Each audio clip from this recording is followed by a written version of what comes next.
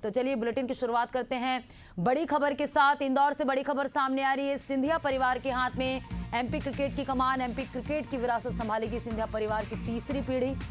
महानारिमन के अध्यक्ष सहित नई कार्यकारिणी पर लगेगी अंतिम मुहर। तो इंदौर से ये बड़ी खबर आपको बता रहे हैं, जहां सिंधिया परिवार के हाथ में एमपी क्रिकेट की कमान, एमपी क्रिकेट की विरासत संभालेगी सिंधिया परिवार की तीसरी पीढ़ी। महानारिमन के अध्यक्ष सहित नई कार्यकारिणी पर लगेगी अंतिम मुहर। तो बड़ी खबर आपको बता रहे हैं, एमपी क्रिकेट की विरासत अब तीसरी पीढ़ी संभालेगी। महानारिमन के अध्यक्ष सहित नई कार्यकारिणी पर मुहर लगेगी। सिंधिया परिवार के हाथ में एमपी क्रिकेट की कमान।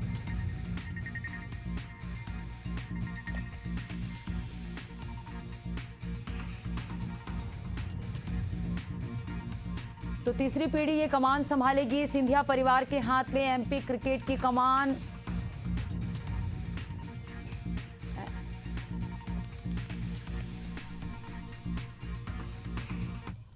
और चलिए बात करेंगे अगली खबर की। राजधानी भोपाल में इनकम टैक्स विभाग की टीम ने मंगलवार को कारोबारी राजेश गुप्ता के घर पर बड़ी छापेमारी की है। विभाग की अलग अलग टीम ने उनके दफ्तर सहित मनोज गुप्ता की प्लाईवुड दुकान पर भी छापेमार कार्रवाई की है। विभागीय अधिकारियों का कहना है कि गुप्ता परिवार के कारोबार और वित्तीय लेन देन से जुड़े कई महत्वपूर्ण दस्तावेजों की जांच की जा रही है। हालांकि अभी तक विभाग की ओर से आधिकारिक बयान सामने नहीं आया है। इस कार्रवाई को लेकर कारोबारियों में हलचल मचा हुआ है। राजधानी भोपाल में आईटी की कार्रवाई देखी जा रही है। लगातार सुबह 6 बजे से यह कार्रवाई चालू है। आप देख सकते हैं पीछे जो राजेश गुप्ता जी का मकान है, जहां पर आईटी की कार्रवाई की जा रही है, जिसमें लगभग 6 जगह पर बेड़ागढ़ के कई जिनके ऑफिस और कई स्थान जहां पर जिनके कारोबार है, वहां पर भी लगातार पूरी टीम कार्रवाई कर रही है। अब देखने वाली बात होगी लगभग कितने का ये घोटाला खुलासे में आएगा, और पूरी टीम बारीकी से जांच कर रही है और लगभग बताया जा रहा है 6 जगहों पर इनकी कार्रवाई की जा रही है। कैमरा पर्सन मनोज शर्मा के साथ अजय चौक से एशियन न्यूज़ भोपाल। नाग और नागिन से जुड़ी फिल्में तो आपने बहुत देखी होंगी, जिसमें सांप का बदला भी देखा होगा, जो अपने दुश्मनों को बार बार डसकर आखिरी अंजाम तक पहुंचाता है। लेकिन जब हूबहू ऐसी कहानी किसी के जीवन में आ जाए तो वो कितना पीड़ादायक होगा, उसे समझना मुश्किल है। कुछ ऐसी ही कहानी कौशाम्बी के भैंसापुर गांव से निकलकर सामने आ रही है, जहां एक 15 वर्षीय बच्ची को सांप ने 1 बार नहीं, 2 बार नहीं, 3 बार नहीं, बल्कि पूरे 9 बार डस चुका है, जिसके चलते परिवार के साथ साथ आसपास के लोग भी हैरान हैं। परिजनों के मुताबिक बीते 1 महीने से लगातार एक ही सर्प उसे बार बार काट रहा है, जिसके चलते वो परेशान हो गए हैं। देखिए इस पर एक खास रिपोर्ट।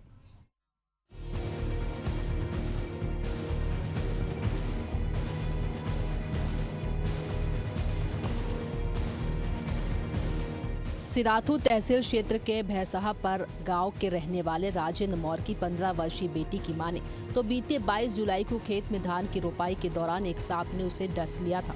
इलाज करवाया और बच्ची स्वस्थ हो गई, किंतु इसके बाद से सर्प उसे बार बार डस रहा है, जिसके चलते पूरा परिवार दहशत में है। पिता का कहना है कि जब तक वह बेटी के साथ रहते हैं तब तक वह नहीं डसता है। जैसे ही बेटी से दूर होते हैं तो सर्प उनकी बच्ची को डस लेता है, जिसके चलते उन्होंने बच्ची के इलाज में अब तक लाखों रुपए खर्च कर दिए। जिला अस्पताल से लेकर तमाम प्राइवेट अस्पतालों में भी बच्ची का इलाज करवाया और साथ ही झाड़ फूंक भी करवाई, किंतु यह सिलसिला थमने का नाम नहीं ले रहा है।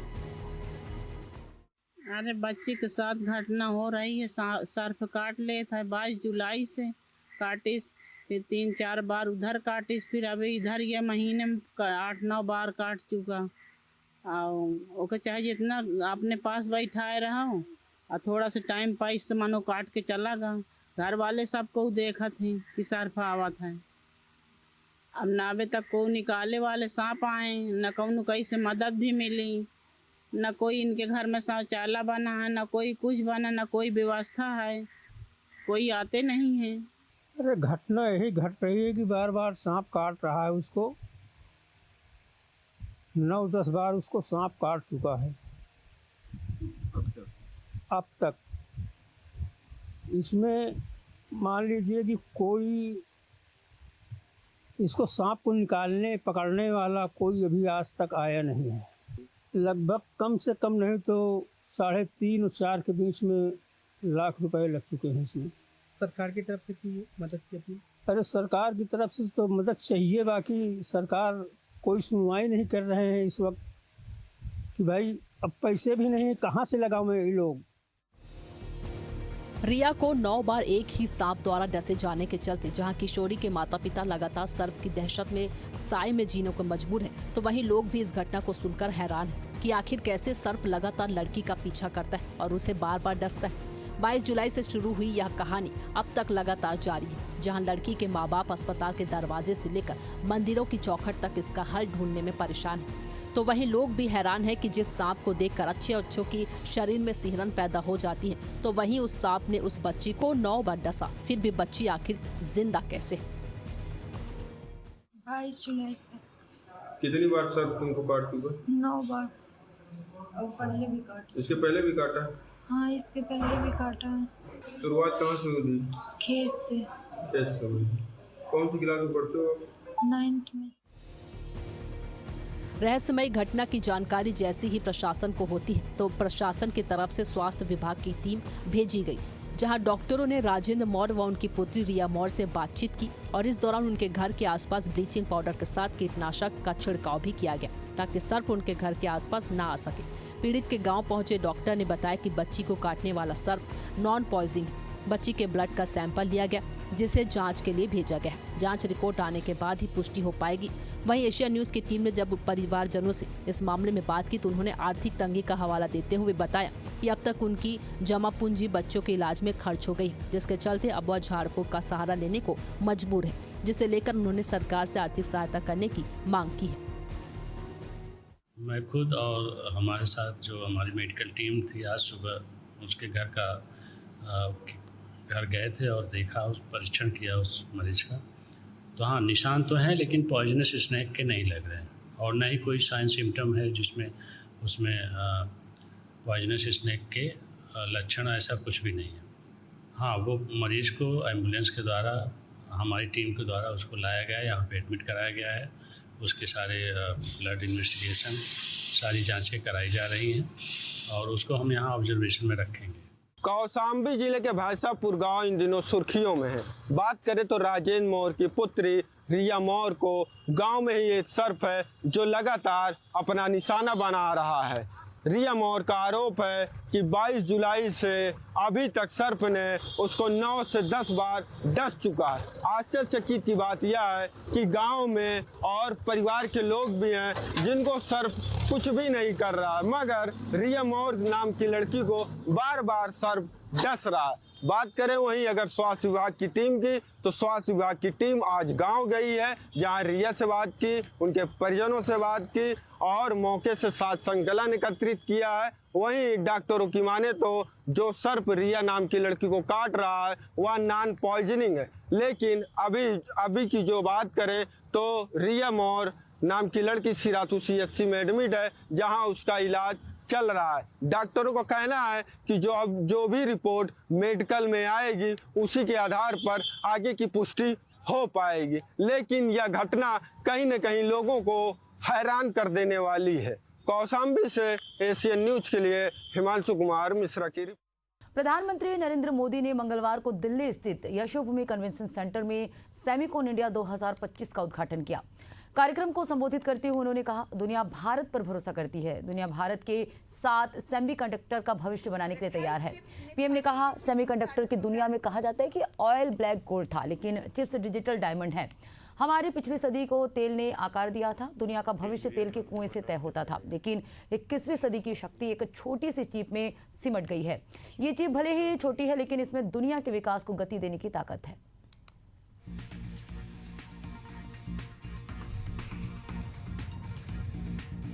तो सेमिकॉन इंडिया 2025 का पीएम मोदी ने उद्घाटन किया।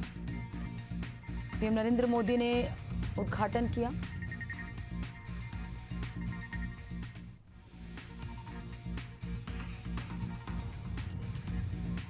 ये तस्वीरें आप देख रहे हैं, सेमिकॉन इंडिया 2025 का उद्घाटन प्रधानमंत्री नरेंद्र मोदी ने किया।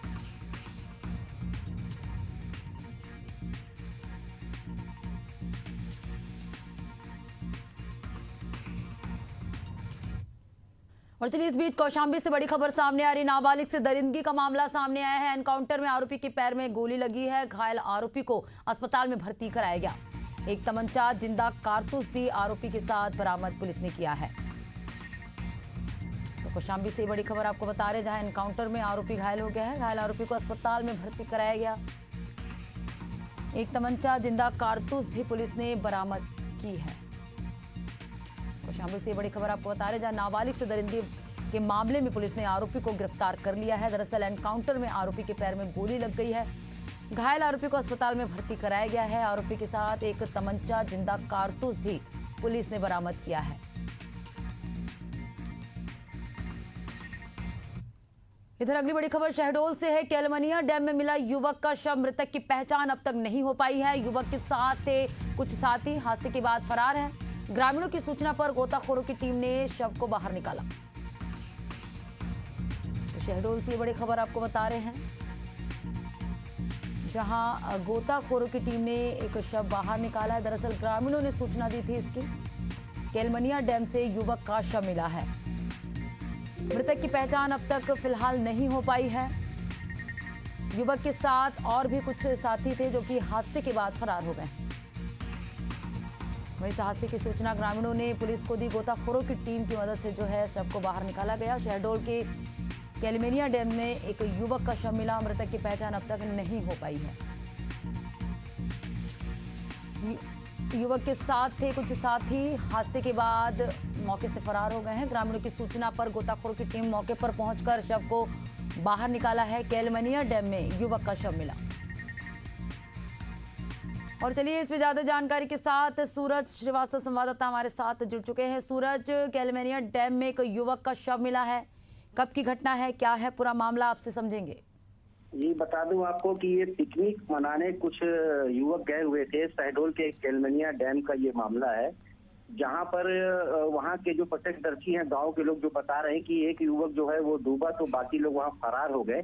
डैम के किनारे लोग पिकनिक मना रहे थे। मृतक के पास से अभी भी कोई भी पहचान पत्र नहीं मिला है। पुलिस उसकी गुमशुदगी की रिपोर्ट जांच कर रही है। मौके पर काफी भीड़ पहुंची। क्षेत्र में पूरा दहशत का माहौल है।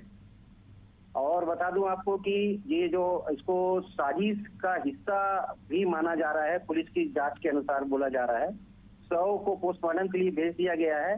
पुलिस हर एंगल से जांच कर रही है और बाकी जो साथी हैं अभी तक फरार हैं। बिल्कुल, तो हत्या की यहाँ पर जो है आशंका पुलिस जता रही है। तो युवक की जो साथी है वो भी फरार है, तो पुलिस जांच कर रही है। शुक्रिया सूरज तमाम जानकारी हमसे जुड़ने के लिए। तो शहडोल के केलमेनिया डैम की ये घटना है, जहाँ एक युवक का शव मिला है। मृतक की पहचान अब तक नहीं हो पाई है। और चलिए बात करेंगे अगली खबर की। इंदौर से बड़ी खबर सामने आ रही है। एनआईसीयू में चूहों ने 2 नवजातों के हाथ कुतरे हैं। माया अस्पताल में चूहों ने 2 नवजातों के हाथ कुतरे हैं। परिजनों से छिपाई गई ये घटना। डॉक्टरों ने तुरंत ऑपरेशन कर जान बचाई। प्रबंधन ने पेस्ट कंट्रोल और सुरक्षा बढ़ाने के आदेश दिए हैं।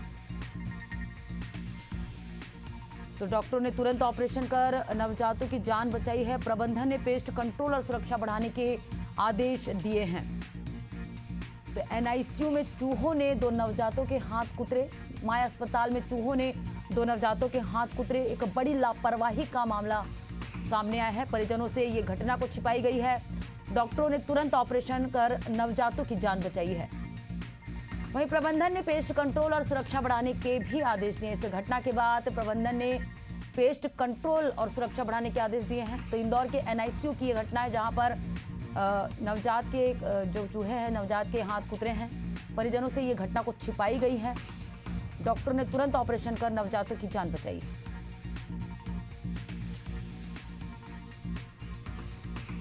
प्रबंधन ने पेस्ट कंट्रोल और सुरक्षा बढ़ाने के आदेश दिए हैं। तो नवजातों के हाथ चूहों ने कुतरे हैं। एनआईसीयू की घटना है। माया अस्पताल में चूहों ने 2 नवजातों के हाथ कुतरे हैं।